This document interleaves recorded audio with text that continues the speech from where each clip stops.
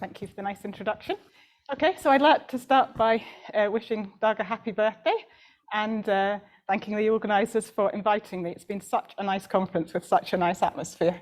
And that's a tribute as well to the environment that Doug has created over the years. So I think I'm probably the one keynote speaker who hasn't actually co-authored a paper with Doug, although I've got a Stinson number of 2 with Maura. I think we almost had a joint paper because Maura and I proved our first SEDF results around the same time as Doug and Bill also wrote a paper on SEDFs from a character theory perspective. And at one point we were thinking of merging the papers and then decided that they were too different. So maybe a Stinson number of a half. So one reason that I haven't, maybe one reason why I hadn't previously worked with Doug is that my background is slightly different. My PhD was finite field structure based, and I've been more in the finite fields community, and I've moved in a more combinatorial direction over time. So hopefully the idea of this topic is that it has a significant overlap with Doug's work, as you'll see, and also quite a lot of overlaps with the other talks which we've had through the week, which is really nice, and I'll highlight that as we go through. But it also, the way that I've approached it also very much comes from a finite field background, and I hopefully try and convince you, if you haven't used those techniques before, that you might like to try them. So this is all joint work with my PhD student, Laura. Laura spoke on this topic at the Mantua conference a couple of weeks ago, so if you were at that, you will have had a 20-minute taster of what I'm going to talk about today. Okay, so I'm looking at these objects which I'm saying introducing in the title, and this is the first time that they've been formally defined and looked at. They generalize a couple of, well, at least 3 different natural objects that we've heard about this week, which you'll all be familiar with. Obviously, as with many things, as Marco was saying in his talk about the strong difference families, some of these ideas have been latent in the literature for a while, but this is the first time that we've really focused on them and tried to bring this to the surface. So our objects are called internal, well, actually they're not, they're called disjoint and external partial difference families, but there's an internal one and an external one. And they're a generalization of not just disjoint difference families and external difference families, which I'll define in a moment, but also partial difference sets. So I'll explain what they are and why we might be interested in them. I'll give a couple of examples of information security applications, and then I'll present to you a cyclotomic framework for how we can construct them. And that framework actually subsumes some of the results you might know for difference families and external difference families and finite fields. So just a brief bit of notation before I start, because I'll be using this a lot. I'll have delta AI for a subset AI in a group G to be the multiset of internal differences where I ignore zeros. And I'll also be looking at disjoint sets, and the delta AI AJ notation there will look at everything, every ordered difference x minus y, where the x and y are from AI and AJ respectively. So difference families are something I don't need to introduce. They've been studied for a very long time. I'm not actually sure when the first citation would be for them. Different sets, I think, is the 30s. That might not be technically accurate for difference families, but about the 30s. And the original motivation, I think, was for building combinatorial designs by developing them. And the main cyclotomic paper on this that people really date that approach from is the Wilson paper from 1972. Now, obviously, as you know, difference families themselves don't have to be disjoint, but the disjoint version has received special attention for various reasons, and there have been quite a few papers from about the late 90s onwards. There's a couple of nice papers where people rationalize the landscape in certain ways. Maura and Shaolin had a paper in 2016 where they summarized what had been done in disjoint difference families from an applications perspective. And then Marco has a nice paper where he kind of has an umbrella structure for which various known results get slotted into. And you'll, I guess, be familiar with the design theory motivation for this from Novak's conjecture, whether if you've got your design and you look at the orbits, you can take disjoint base blocks. So Novak was in the 70s, and then more recently, Daniel and co-authors have looked at generalizations of that. Okay. Okay, so disjoint difference family, I'm going to set up my notation perhaps slightly differently to what you might expect if you work with difference families. I'm doing this to keep it in line with the external notation in a paper by Mora and Doug that I will mention in a moment. So we've got our collection of K-sets, which are disjoint, as the name suggests, in a group of order n.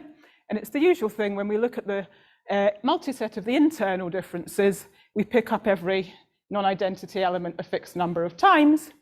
And if we've only got one set, then this is a different set. So here's a little example which you'll perhaps get quite sick of because I use it whenever I can. Just if I take 1, 4, and 2, 3, which are disjoint subsets of Z5, I look at the internal differences, not including 0. I pick up 2, 3, and 1, 4, which is every non-zero of Z5 precisely once. So our lambda is 1. Now the external version of this wasn't looked at until quite a bit later than the internal version. And this was where the connection with Doug arises, because these are the initial papers in the area. So the first paper really introduced the concept of EDFs with Stinson and these 3 co-authors. Then that was kind of picked up by Kramer et al. And there's a Eurocrypt paper looking at similar ideas. And there's a really lovely paper by Mora and Doug, which I use a lot, which kind of tidied up the landscape and made it really clean, combinatorially speaking, and set up and characterized a lot of different nice connections between the information security applications and the combinatorics. So if you haven't read that paper, you should. It's really nice. So the external difference family definition is what you might expect. We've got our K-sets again, but now we are looking at all the pairs AI, AJ, and the differences that they produce when I isn't the same as J, and we want to pick up everything a fixed number of times. And here, this is the same example, which is not a coincidence, but because I now have 8 things instead of 4, because I don't have the diagonal of zeros removed, my lambda is 2. And I should say that the disjointness condition comes very naturally from the coding application that motivated this. So I started looking at external difference families, and only I kind of get as you'll see, I get the disjoint difference families somewhat for free. So there's a very concrete reason why we care about disjoint in this setting. So the motivation is algebraic manipulation detection codes. And what we're wanting to do in this application is to design a system to minimize the chance that if we have some kind of active adversary who's wanting to tamper with a message and make a change to it, to minimize the chances that they would be able to succeed in doing that. So we've got a set S of our sources, which are the messages, and we're going to encode them into some message space, which for us will always be a finite group, and I'll write it additively in line with this idea of differences. Then we'll have a possibly randomized encoding function, which is going to take a source and map it to a group element. But there are conditions on this. Every source is going to have associated with it a particular subset of the group, and which is the set of encodings it can have. And unique decodability is why we want this disjointness condition, because if there was an overlap, something in the overlap, we would not know how to meaningfully decode. So this is all stuff that you have seen in Mora's talk. I should mention that it was all set up for G being abelian, but there is literally no reason why you can't do non-abelian G mathematically. We're looking at ordered pairs when we take the differences, so everything just goes through. And in fact, with some co-authors I have, with Mora and also some co-authors at St Andrews, we found some nice non-abelian examples. So this is a pictorial representation of what's going on, which might be helpful. So it's just really a graphical description of what I said. We have our sources here. We have the little sets of possible encodings over there. The sets aren't overlapping. And so S1 might be mapped to this element G here. OK, so we can set up what actually happens as a kind of game. The adversary is going to do something to the message and change it. And we represent that as just that they're going to add, choose a non-zero element of delta to add to our encoding. Then the person sending the message chooses the source, and it gets encoded to some group element in the group of possible encodings. Then the adversary sneaks in and replaces this G by G plus delta, and they win if their new value is a valid encoding of a different source. So here's the picture. They've come along and they've added their delta, and we were encoding S1, but it now looks to the recipient as if we've encoded S2. There's a couple of things that could happen that could go wrong for the attacker. The delta could put the element, oh, that's too big. The delta could appear somewhere outside of any of the sets, like here or here, or it could map to something within the existing set. But we're counting a win as genuinely moving it from one set to another. So you can think of this combinatorially. If we have a disjoint collection of sets and the adversary chooses their delta, we pick any AI uniformly at random corresponding to our source, and then pick an element in our AI set uniformly at random, which is the specific encoding, then a win for the adversary precisely corresponds to the DI plus delta landing in a different AJ. And so we can, by rearranging that, what we're saying is that the adversary wins if delta occurs as a certain interset difference. And that's why we want to look at the external differences between distinct sets AI and AJ. So we're wanting to build codes that are optimal from the sender's perspective. And obviously, there are different ways that you could imagine the adversary as behaving. We're going to look at what's called the random strategy, or the R strategy, where they pick delta uniformly at random. And in the paper by Doug and Mora, we find that to be R optimal, you need to have the maximum success probability of the adversary equal to the average success probability. So the intuition here is that no choice of delta is going to be better than any other one. And it turns out that precisely that condition that we have for the EDFs makes EDFs an R-optimal construction for AMD codes. Now, actually, that's not the whole story, because that's not a both ways characterization. So Mora and I looked at this a few years ago. And if we set up the notation that Ni of delta is the number of times delta comes out of a set as an external difference, then we characterize the R-optimal codes as the collection of disjoint subjects in a group which satisfies this condition here. This just comes straight from the probability expression. And notice that this L doesn't have to be an integer, it can be a rational number. And then in the case where we have equal size sets, we can just basically multiply the bottom out of the picture, and then we're looking at the sum of all external differences being constant for every delta, and that's the EDF requirement. So I've mentioned this also because throughout the talk I'll refer to some other kinds of structures which are RWEDFs but not necessarily EDFs. So now I'm ready to introduce the new structures that Laura and I have been looking at. So I'm going to have a collection of disjoint K-sets in the non-zero elements of the group. I'm going to use S prime for the family and then S for the union of the elements. And what I've done is basically taken a partial difference set approach to the internal and external differences. So I have the internal differences occurring with two frequencies. If they're in the collection of sets that I care about, they occur with frequency lambda. And if they're outside the set, so in the complement of S, then they occur with a probably different frequency mu.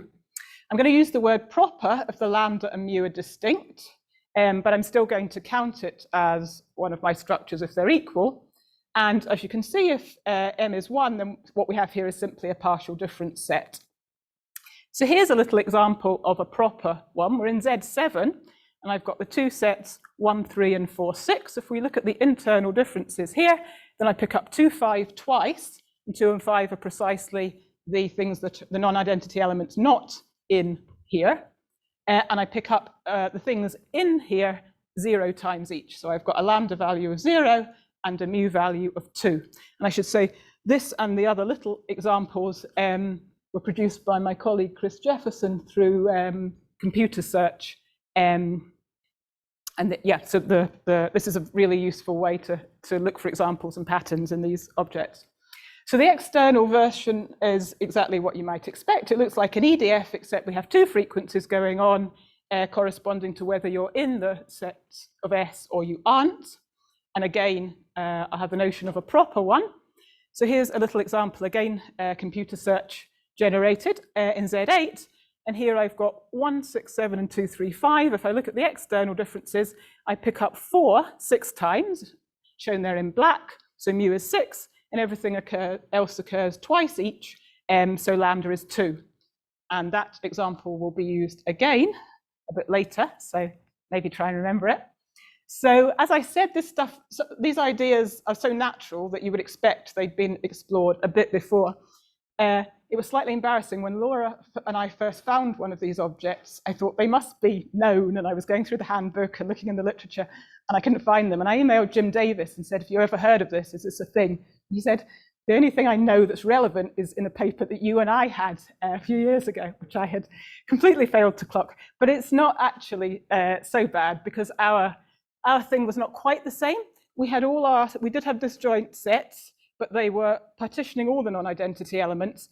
And then we had more of a relative condition on the two frequencies, where you could pick some of the AI and make that the boundary between being mu or lambda times. They're not quite the same. The thing that's closest is this Muto and Tonchev paper. So they were looking at different systems of sets which were introduced by Levenstein.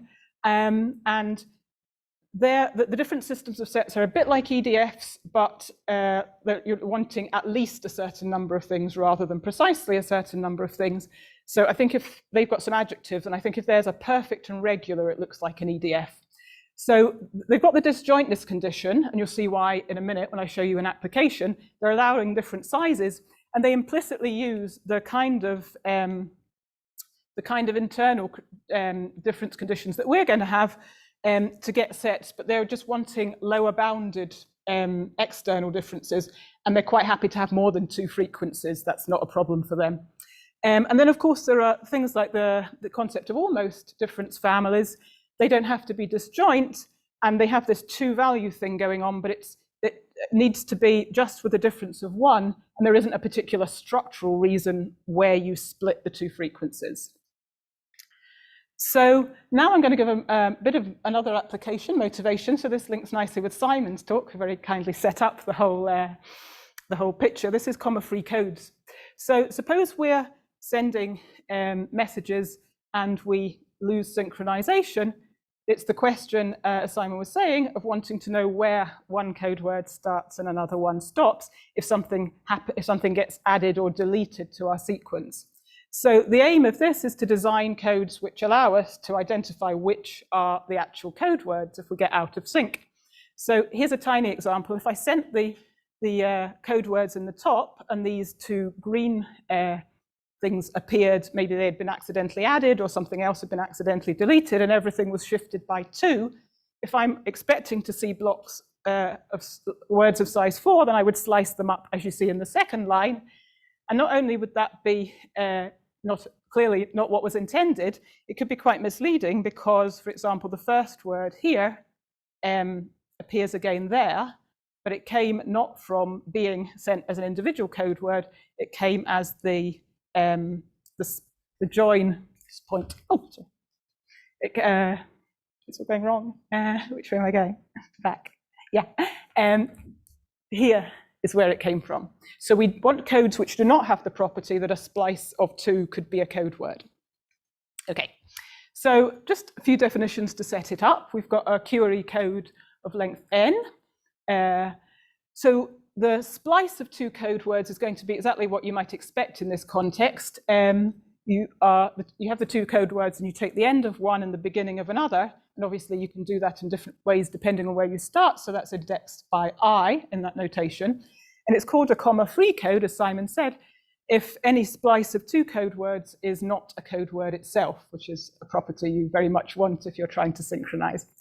And you can define something called the comma-free index, which basically just looks at the minimum Hamming distance of all the pairs, of all the code word splice pairs. And that gives us a measure of how good our comma-free code is going to be. And codes with comma-free index row guarantee synchronization for at most row over 2 floor errors. So classic error correcting type thing. So this is a construction where we can actually use EDFs or EPDFs to build these comma-free codes.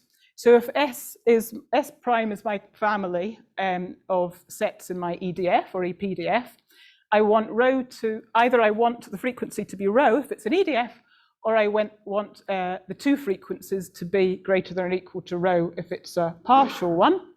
Then I define a linear code in the following way. My information positions are going to be indexed by the things in Zm which are not in any of my sets, and the redundancy positions are going to be indexed by things in my set.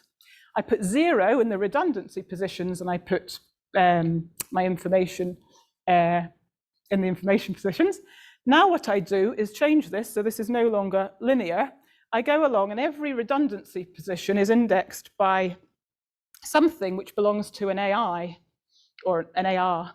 So I go along to each and I say which of the A sets is it in, and I put the little subscript in there.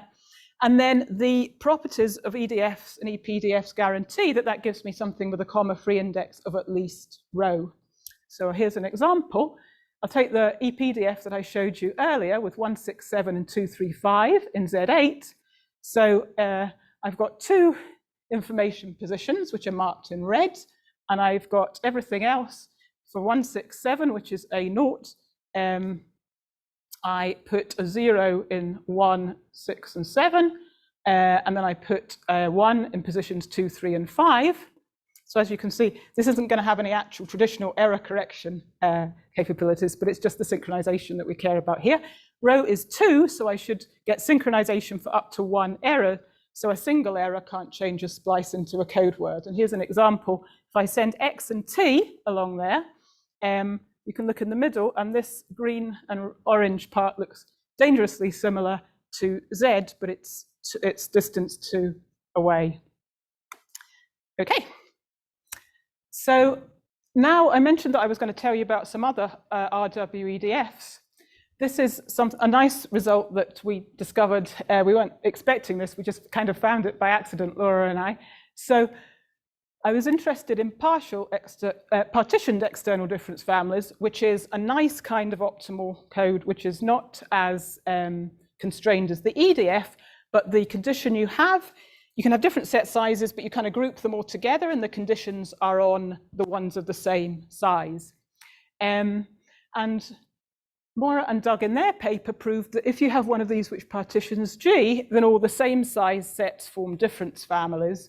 Laura and I noticed that if you partition the non-identity elements of G, then all the same size sets form a DPDF where the frequencies differ by 1. And if you are familiar with the strong external difference family literature, this might look familiar. There is a result for GS EDFs, which are generalized strong EDFs, which says that if you partition G, then every single one of your constituent blocks is a different set. And if you partition the non-zero elements of G, every single constituent set is a partial different set with this condition. That's not surprising because GS EDFs do sit inside PDFs, but this is a nice generalization of that result from the literature. Okay, so in the second part of the talk, I'd like to discuss ways in which we can build these objects. So there are 2 key ideas that we're using in our constructions. One of them is partitioning suitably structured subsets inside the group, and they're going to be constrained enough that every time I have a DPDF, it's also going to be an EPDF and vice versa. So that's a nice way to get a lot of them conveniently. And as I said, from a finite fields perspective, when we were looking at the properties that we were going to need, it seemed very natural to use this technique, and I'll talk a bit about why. So there's a result by Chang and Ding in 2006, which says if we've got a group of sets which partition the whole group, then being a disjoint difference family is equivalent to being an external difference family. And this is something that I think is a nice intuitive idea to see. If you look at this, if this is a subtraction table of the group, then we know that every group element is going to occur the same number of times, which is precisely the order of the group, because that's how groups work. If we have this property that on the main diagonal, all the internal differences, when you aggregate them together, occur a constant number of times, then the flip side of that is that all the external differences are going to have to occur a constant number of times, because they're going to have to occur order of g minus the internal frequency. And you can see that that argument is also going to reverse. So if we happen to know we have an EDF, then we'll know for sure that we have a DDF also. Now, there isn't anything, we're not using a massive number of group theoretic properties here. All we're using is the fact that in the group, in the subtraction table of the group, we're picking up everything the same number of times. So I'm sure you can see where we're going with this. You can replace the group by just any difference set. So in the paper with Jim and Gary Mullin, we noticed this coming from a different angle about the non-zero elements, because we were looking at cosets. So one thing I did with Laura at the very beginning of her PhD was to say, well, let's have a look at what happens when we replace difference set with other kinds of constrained objects. And when we looked at what happens with a partial difference set, then lo and behold, these EPDFs and DPDFs naturally arise as the partners of DDFs and EDFs, because if you can see how this is going. If you have everything occurring with two frequencies and the internal ones are occurring with a constant frequency, you'll get two frequencies for the external and vice versa.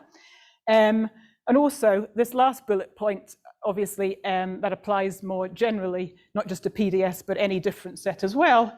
I haven't put the parameters in. Obviously, the parameters will need to balance each other. But if you're partitioning a difference set or a partial difference set, then you'll get a DPDF precisely if you get an EPDF. So this is a nice starting point that we're going to use to build these families. Now, a very natural approach, if you've not seen this and you think, what's the first thing I would do to build something? Well, how about taking a whole load of disjoint partial difference sets with the same parameters and taking them as your component sets?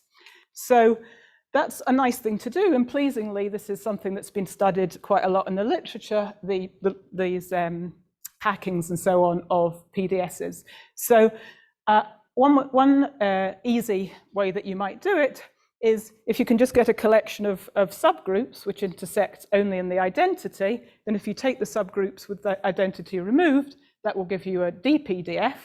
And if you're lucky enough that you have, say, a subgroup partition, which means that your group minus the identity is partitioned by a collection of disjoint subgroups minus the identity, then taking all of those or all but one of them will give you an external PDF as well. And the groups that have subgroup partitions are actually thoroughly classified. In the abelian case, they have to be elementary abelian. And in the non-abelian case, there's a list of what they can be. Frobenius groups gives you a whole class, so that includes things like the dihedral group, although that's not going to give you nice large equal size classes. And you can get some from finite geometry as well in the abelian case, which is a nice way to go.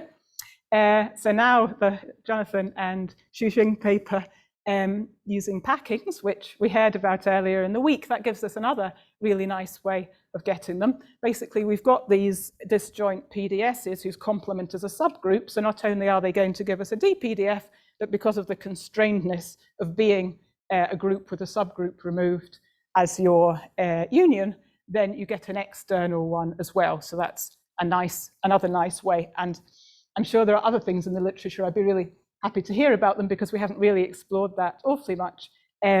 Other ways that we could construct using nice PDSs. So then we thought, well, we've made these things by gluing together the component PDSs, but how about trying to find some that don't have that property, where the differences are more genuinely kind of interwoven amongst the different component sets? So we don't want to be as constrained as a PDS, where we know we're exactly going to pick up that set or not that set inside the given AI, but we do need a fair amount of control. We need to know that the collections of differences are going to somehow be predictable in their structure.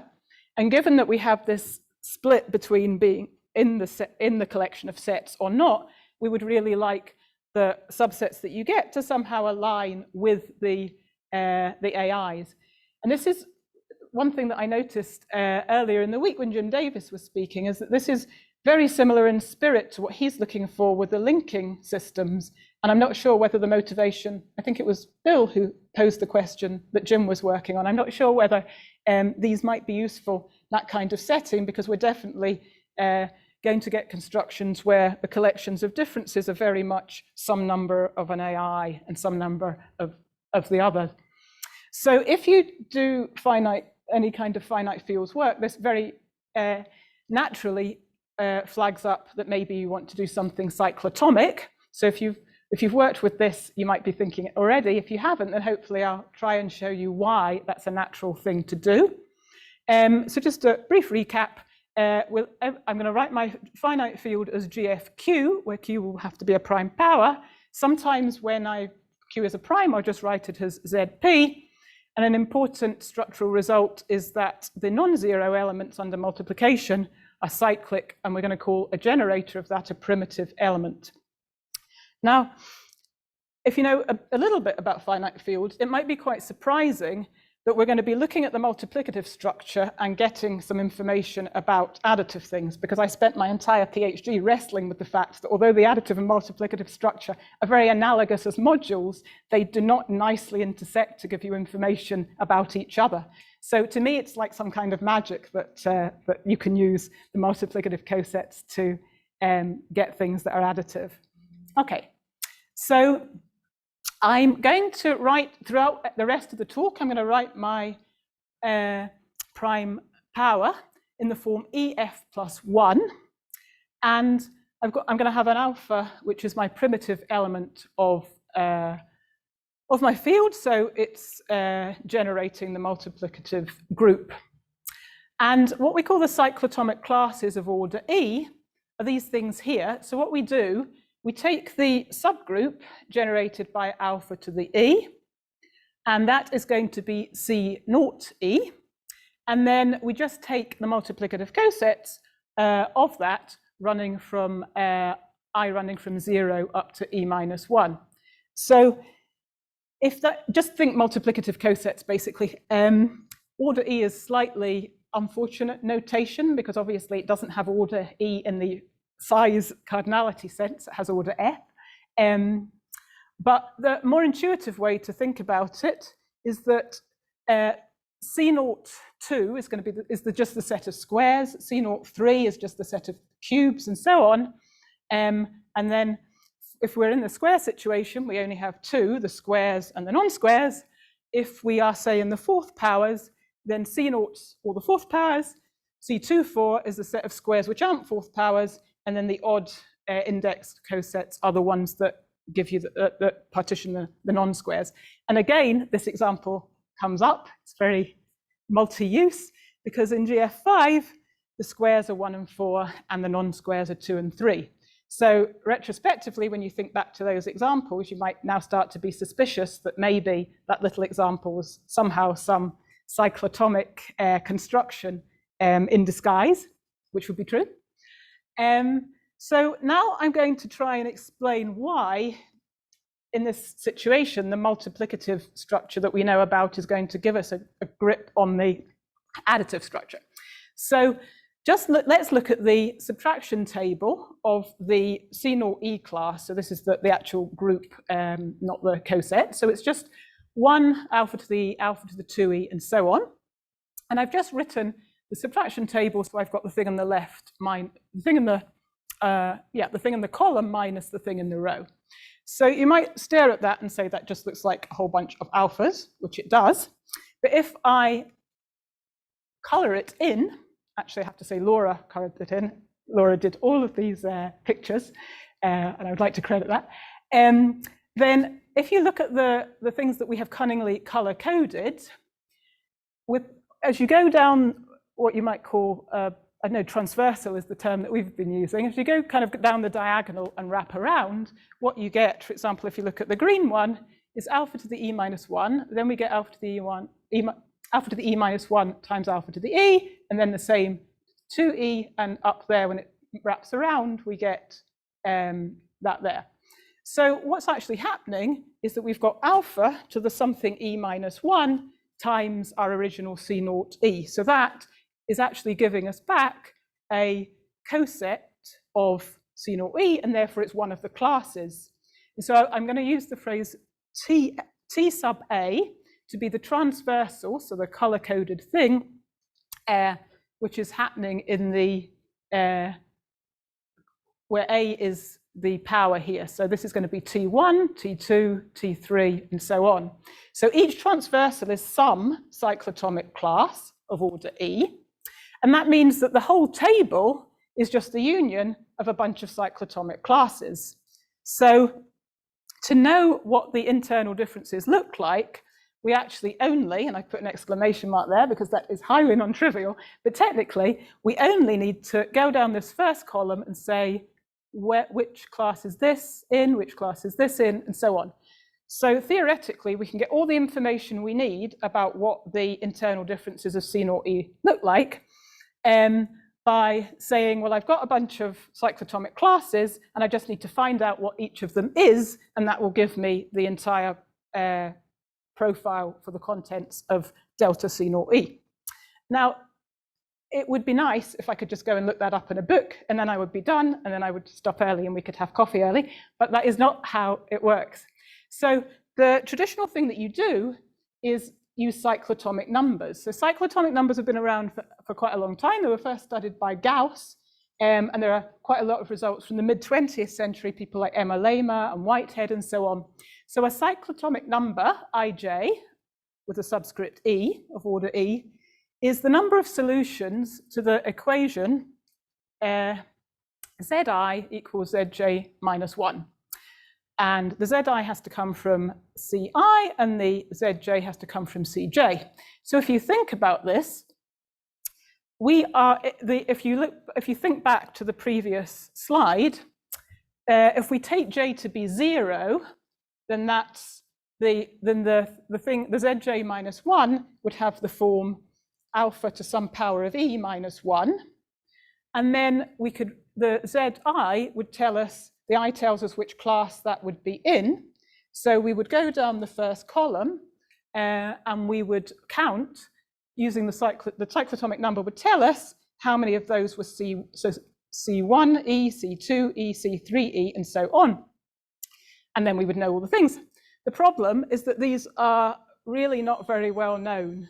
So I think it's no more than, there aren't any E's where that's known for more than 20, but it's really worse than that. Working with them up to about E equals 8 is just about reasonable. And after that, because they're all written in terms of relations that you have to go through and work out the things, and the literature is a little bit chaotic, and some cases are not always clearly, you can't clearly track them down.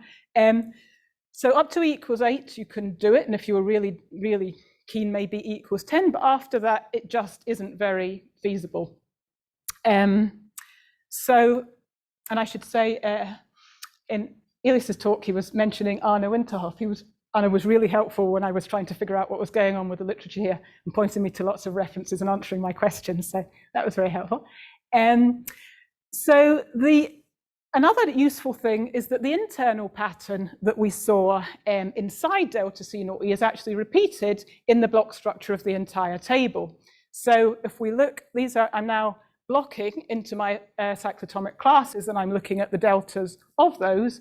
And again, we get this kind of diagonal transversal kind of thing. To know what's happening in the green transversal, you only need to know what's happening here. And to know what's happening, and for the red one, you only need to know what's happening here. And for the main diagonal, you only actually need to know what's happening in delta C naught E. And then basically everything is being translated by powers of alpha.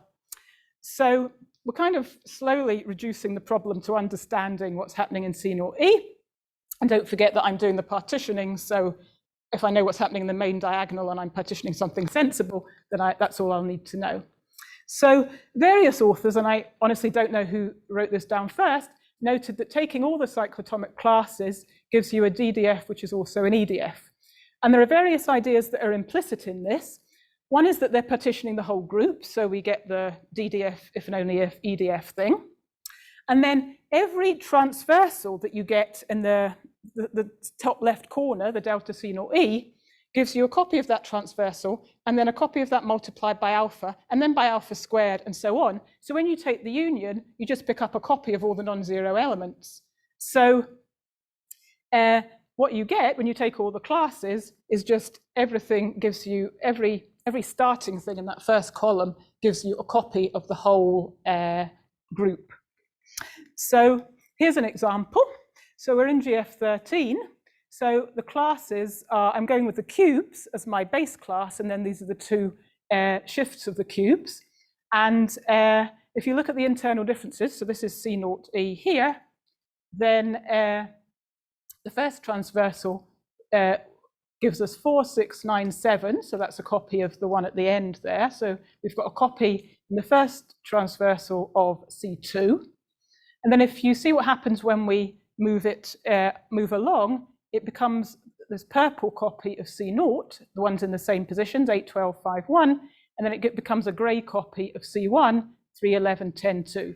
So when we have a copy of any class in the top here, then we just get the shifted copies of it, and the union of those will give us everything. Okay, so I've been wanting to do some partitioning because I know that's going to give me good traction on internal and external. So there's a result initially due to Tonchev, who wouldn't have phrased it about DDFs and EDFs, but the construction is due to him, saying that when Q is 3 mod 4, taking not all the classes, but the even cyclotomic classes will give you a DDF and an EDF. And the way to think about this, which was not obvious to me at the beginning, but really what's going on here, is that taking the even classes can be viewed as partitioning the squares with smaller classes. And also, it's important that the non-zero squares form a different set for Q 3 mod 4. So here's an example. This is the squares in GF19, and I've taken E to be 6. Then you can just check, hopefully, that this is going to give us an EDF and DDF with the parameters at the top of the slide. And we've done that by partitioning the squares into the classes of order 6. So what we decided to do, instead of the whole group, we're going to take a large cyclotomic class, and we're going to partition it into smaller cyclotomic classes, which we can do for any order E divisible by epsilon, which is the large class. And so we take the family of all the little classes S prime inside the large class, and we're going to call the internal differences of that just the multiset of the things on the diagonal. Again, we are going to have a transversal. I'm going to call it a transversal when it is one of these, something of this form. Every transversal is going to contribute a copy of the diagonal, just like we saw before. On this occasion, we don't get the whole of the group, but we do get a coset of C naught epsilon. And precisely which coset we get is going to be determined by where the thing in the first column is. So here's an example, and this is why it's quite useful. So it's an exciting idea. If we are partitioning this class, we don't need cyclotomic numbers. All we need to know is where the element in the first column in C naught E, the little class, lives. Then that will give us a diagonal, which is either C naught epsilon or a coset of that.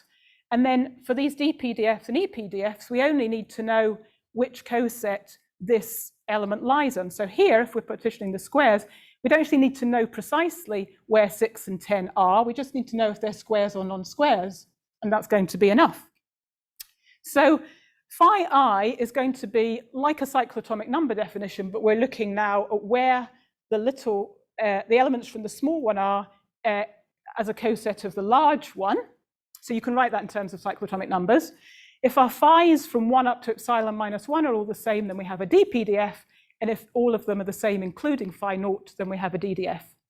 And we've got some really cute arguments that Laura has been developing that allow us to find out about the phi i's without doing cyclotomic number work. So they're really cute. One of them is using the fact that if you look at the diagonals, they pair up as negatives. So the transversal in position A is the negative of the one in F minus A, and similarly for the big diagonals.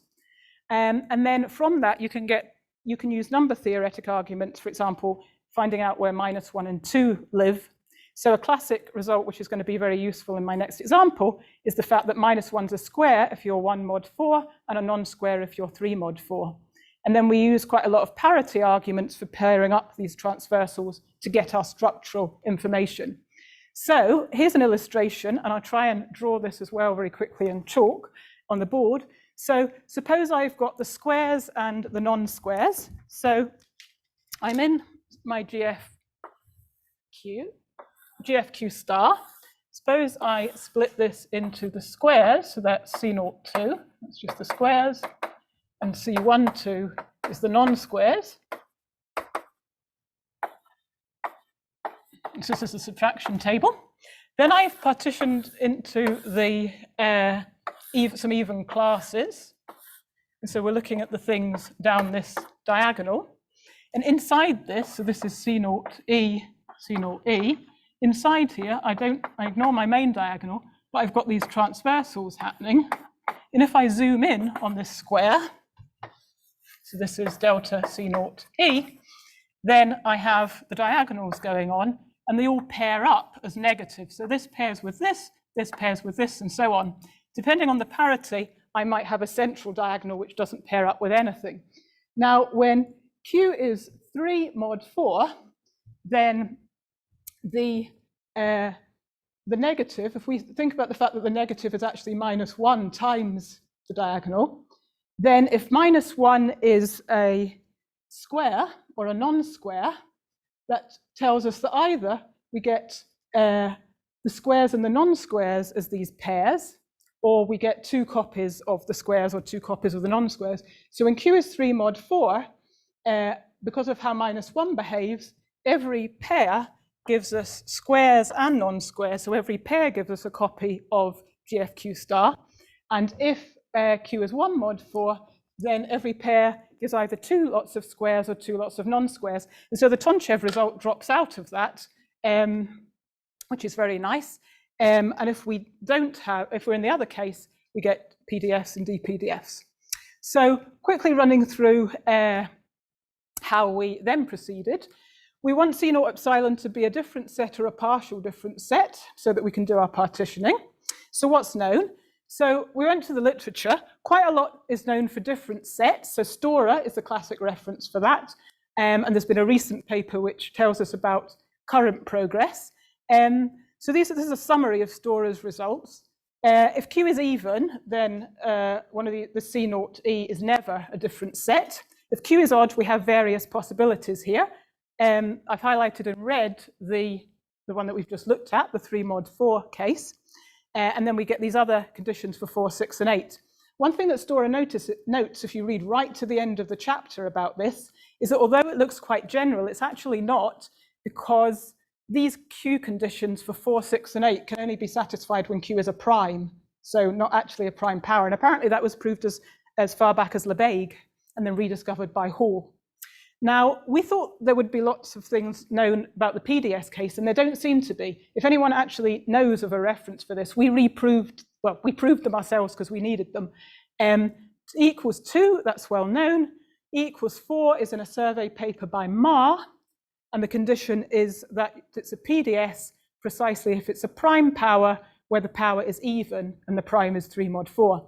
And what's interesting, if you look at what happens for 3 and 6, we've also got this requirement that the Q is a square. So we're like the opposite of Storer. We're not going to get it for primes, just genuine prime powers. And these depend, after 3, they depend on this proper representation of Q, which you might have seen if you are used to cyclotomic number work. So now I just want to summarize the main results that Laura and I obtained about this. I don't want to kind of go into the gruesome detail, but I thought I'd write them in full generality because full detail, because I want to highlight some properties of them that are interesting. So the first thing we discovered is that if your C0 epsilon that you're partitioning with the little classes is a different set, then something quite stark happens. If it fails the condition to be anything, because the phi's don't line up, then you're done. But otherwise, you have to get a DDF and an EDF. There is no way from partitioning a different set like this to get a proper DPDF or EPDF, which is interesting. And that's something that we saw. We saw that the Q3 mod 4 example went like that from my diagram, but that's true generally. So that's the take-home message from this. So corollaries that drop out of that, there's the Tonchev result, which is nice to see. And this is what it looks like for 4th powers. So don't worry too much about any of the stuff, just to give you a flavor. And here's a little example for the 4th powers. If Q is 2,917, which is 1 plus 4 times 27 squared, then we pick up a DDF and an EDF with these parameters. That was something we found in a paper that wasn't particularly related, but happened to have done this computationally. And this is what happens when we are partitioning a partial different set.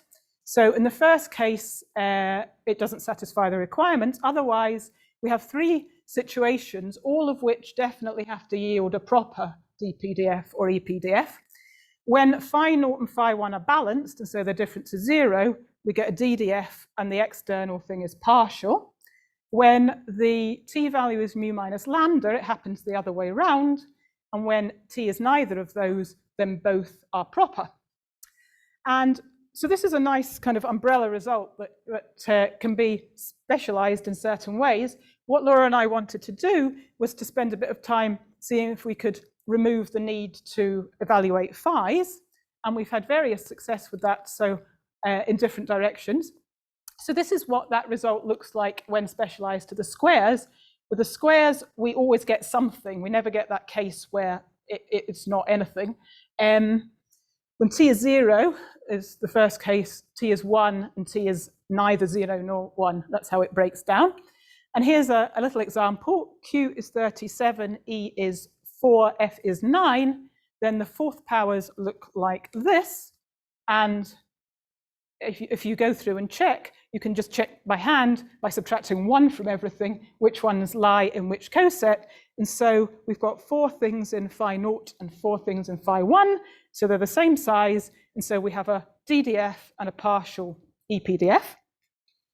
And this is just some sample results where we've managed to get rid of some of the extra stuff you have to do to use the theorem. So in the first case, this is nice because we were trying to find out, can we get parameters where we just look at it and know we'll get proper ones or we won't get proper ones? And the first example, don't worry about what it actually says. The key thing is that all we need to do is look at the number theoretic properties of Q and F, and we'll know guaranteed that both of the structures are proper.